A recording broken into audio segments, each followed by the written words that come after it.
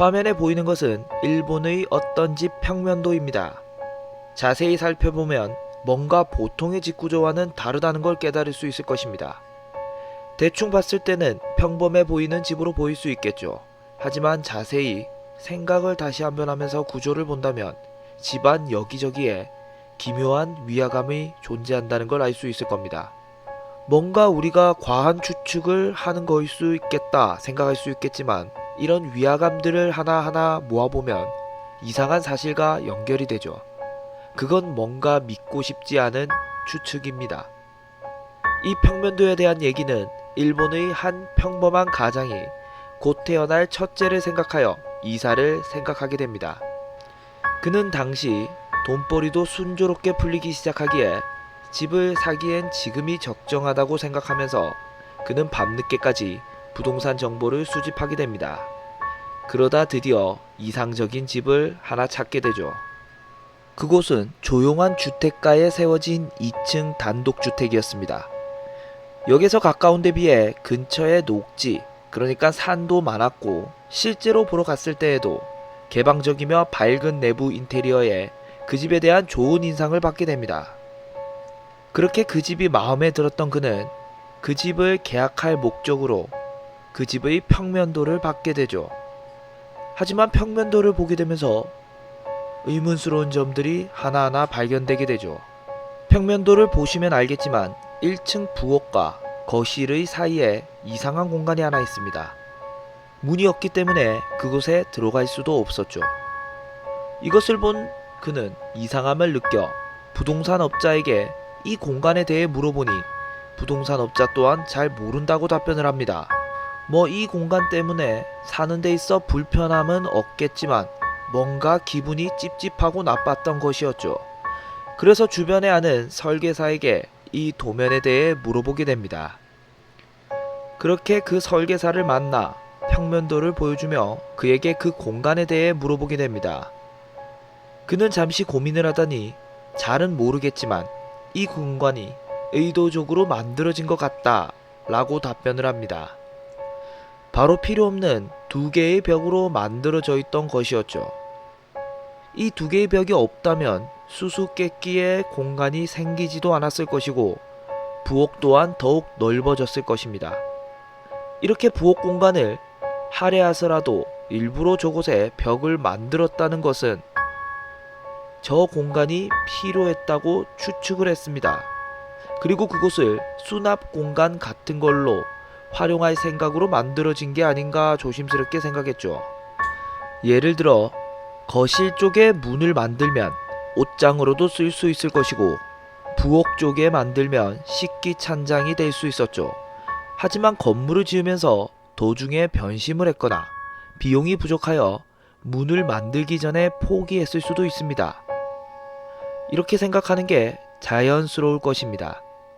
하지만 설계사는 그에게 집을 지은 자가 누군지 물어보게 되죠. 그에 대해 자신이 알고 있던 전 집주인, 그러니까 이 평면도를 설계한 사람에 대한 얘기를 하게 됩니다. 30대 남성이었으며 아내와 아이 한 명이 있었다고 하죠. 직업에 대해서는 잘 모른다고 답변을 하죠.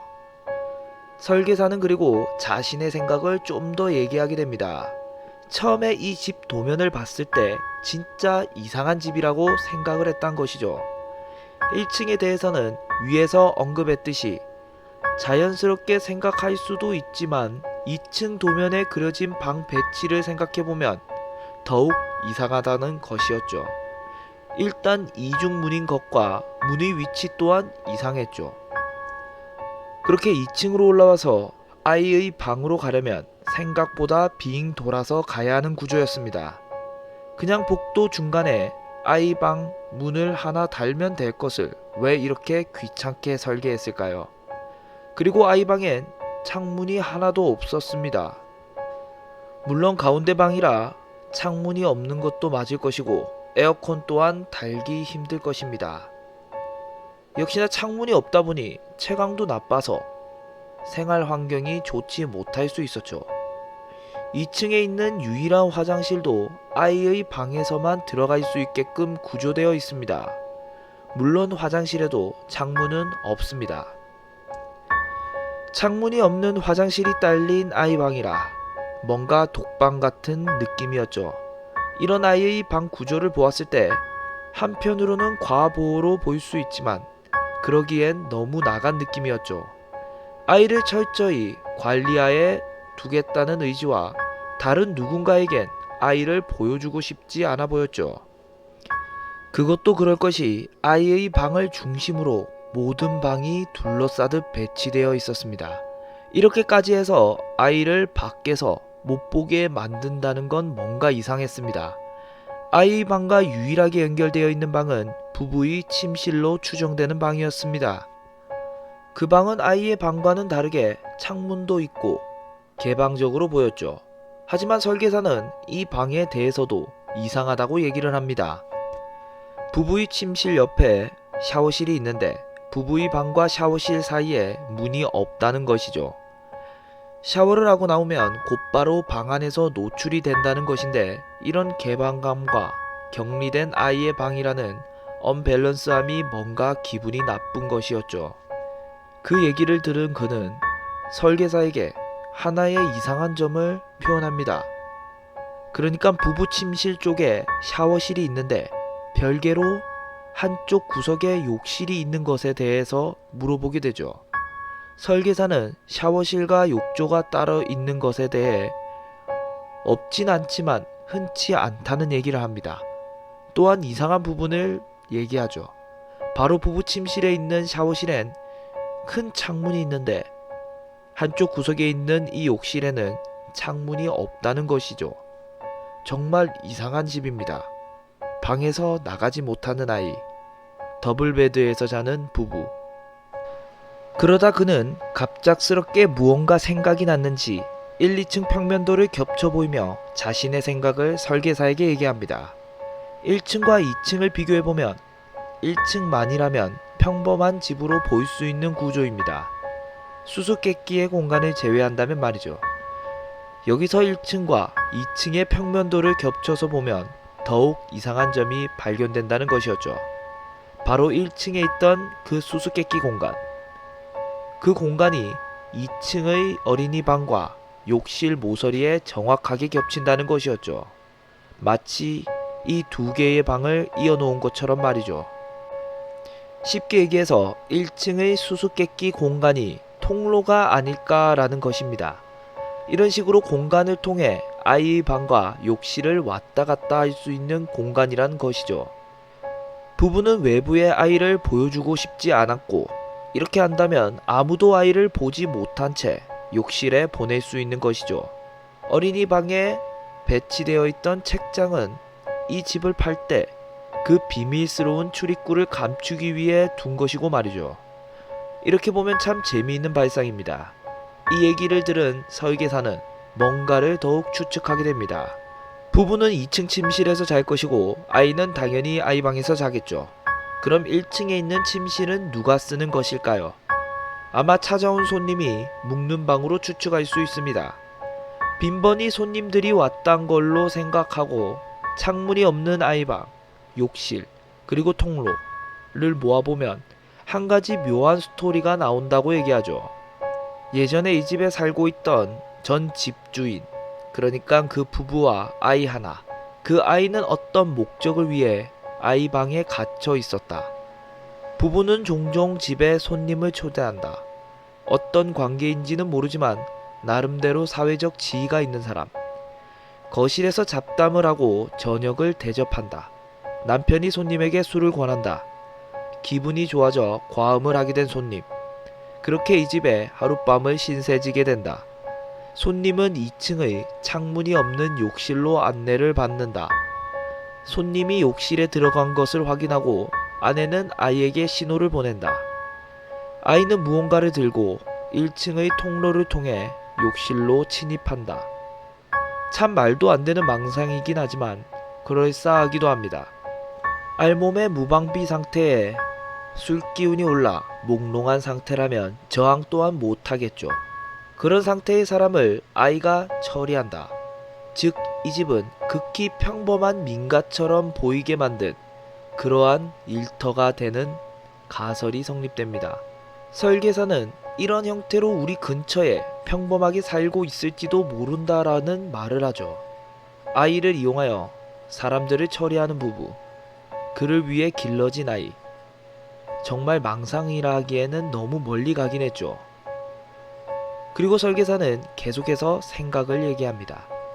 아이방을 보면 숨겨진 출입구를 숨기기 위해 책장을 놨다고 했는데, 자세히 보면 아이방에는 책장이 하나 더 있습니다.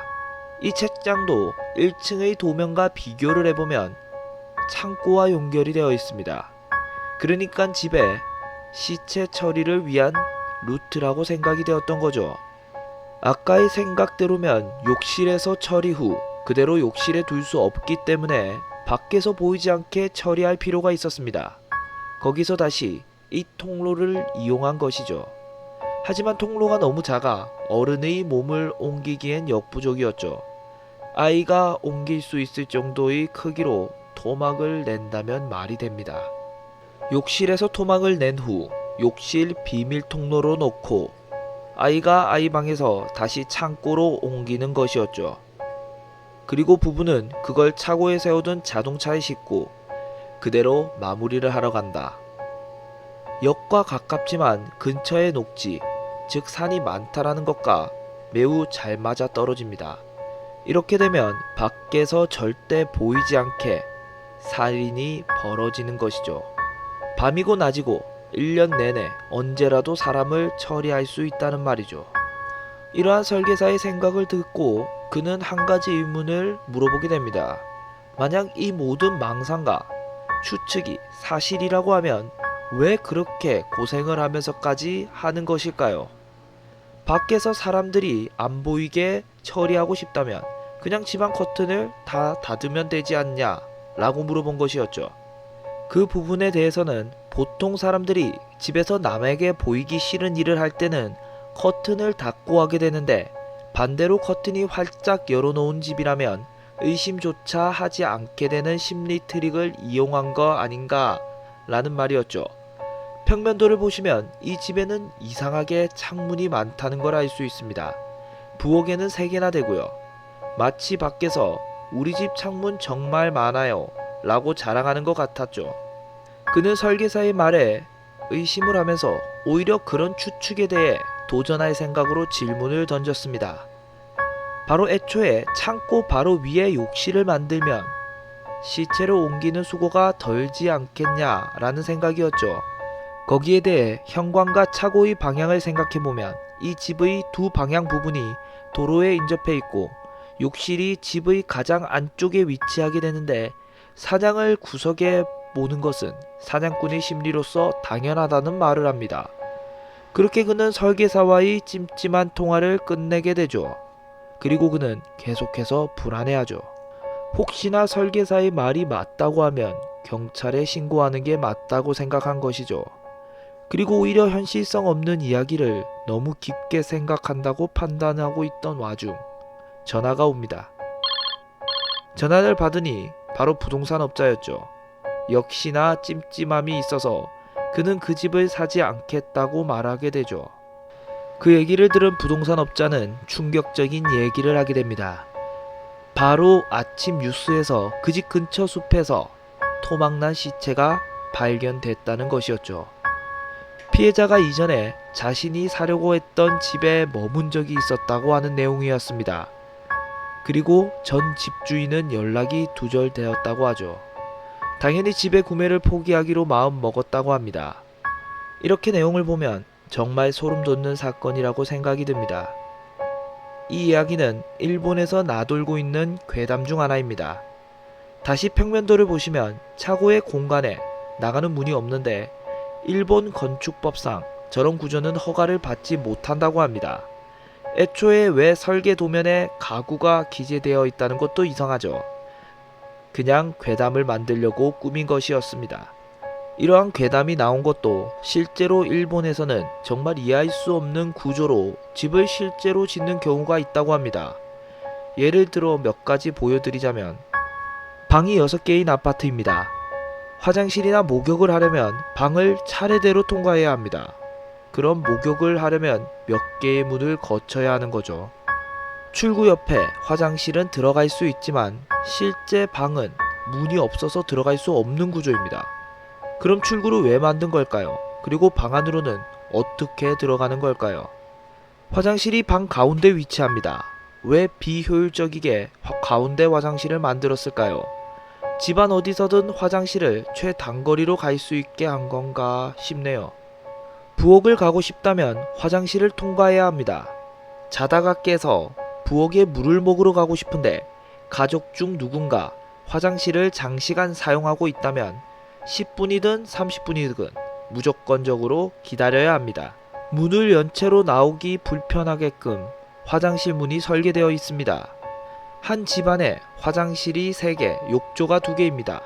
욕조가 2개인 것은 이해가 가지만 화장실을 굳이 3개나 필요했을까요? 가운데 방으로 들어가려면 무조건 테라스로 통과해야 합니다. 이것들이 실수로 빼먹고 잘못 그렸는지는 모르겠지만 지금 보여준 평면도는 실제로 일본에 등록된 집 평면도입니다. 이러한 독특하고 이해하기 힘든 구조의 집 평면도가 망상과 상상이 더해져 모티브가 되어 이번 괴담이 탄생된 것 같습니다.